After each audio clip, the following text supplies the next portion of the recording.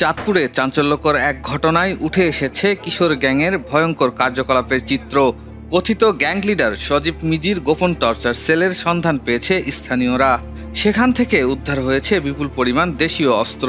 চাঁদপুর সদর উপজেলার তরপুচণ্ডী ইউনিয়নের ৫ নম্বর ওয়ার্ডের জহিরের দোকানের মোড় এলাকায় অভিযান চালিয়ে একটি গোপন আস্তানার সন্ধান পান স্থানীয় বাসিন্দারা। পরে খবর পেয়ে সদর মডেল থানার একটি দল ঘটনাস্থলে পৌঁছে উদ্ধারকৃত অস্ত্র জব্দ করে থানায় নিয়ে যায়। এর নাম সজীব মিজি। এই জায়গাতে এই দোকান দিয়া যত আজে বাজে কাজ, বাবার আড্ডা, মানুষের জায়গা দল হইতে সন্ত্রাসী সব কার্যক্রম চালায়। এর যে ডাক দিতে চায় তার গায়ে হাত তোলে। আজকে এর এই যে বাবার আড্ডা ঘর ভাঙে দেওয়া হয়েছে এলাকাবাসী সবাই মিলে। পুলিশ ও এলাকাবাসীর সহায়তায় পাশের একটি পরিত্যক্ত বাড়িতে তল্লাশি চালানো হয়। সেই তল্লাশিতেই উঠে আসে আরো ভয়াবহ চিত্র। বাড়িটিকে ব্যবহার করা হতো একটি কথিত টর্চার সেল হিসেবে। মাদক বিক্রি করে ছোট ছোট বাচ্চাদের হাতে মাদক ধরিয়ে দেয় এবং তাদেরকে দিয়ে রাত্রে চুরি করায়। এবং চুরি যত এই এলাকাতে আপনি খবর নিয়ে দেখবেন, এখানে কোনো বাড়ির কল মোটর, কোনো মানুষের মোবাইল থাকে না, জানালা খোলা থাকলে মোবাইল নিয়ে যায়।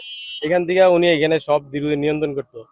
এখন আবার ইদানিং আবার এটা সে বিভিন্ন মানুষের চাঁদা চায়, চাঁদা না দিলে ফলাইন দিয়ে ধরে আইনা এখানে টর্চারিং করতো। এই অফিসটাকে আজকে উচ্ছেদ করা হয়েছে। অফিস ভাঙা, অফিসের ভিতরে অনেক নেশাদ্রব্য পাওয়া গেছে, অস্ত্র পাওয়া গেছে এবং তার ওইদিকেও আর একটা টর্চার সেল আছে যেখানে ধরে নিয়ে মানুষের নির্যাতন করে। স্থানীয়রা জানান, সজীব মিজি এলাকার কিশোর গ্যাংয়ের নেতৃত্ব দিত এবং তার আস্তানায় দীর্ঘদিন ধরে অপরাধমূলক কার্যক্রম চলছিল।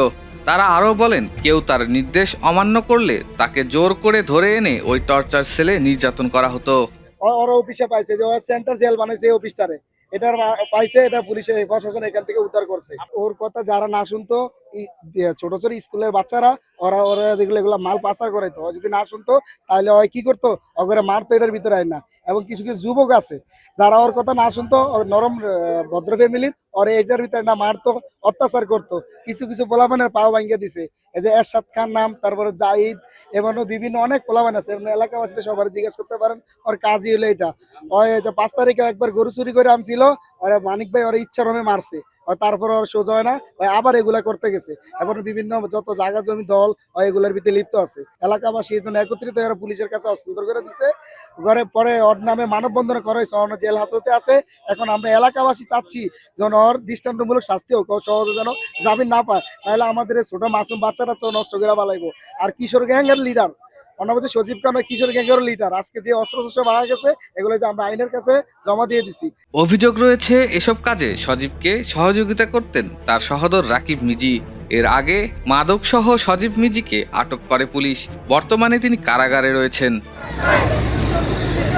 ঘটনার প্রতিবাদে এলাকাবাসী পুলিশ সুপারের কার্যালয়ের সামনে মানববন্ধন করেন। সেখানে তারা সজীব মিজির দৃষ্টান্তমূলক শাস্তির দাবি জানান। চাঁদপুর থেকে ফাহিম শাহরিন কৌশিকের পাঠানো তথ্য ও চিত্রে ডেস্ক রিপোর্ট, ATN বাংলা।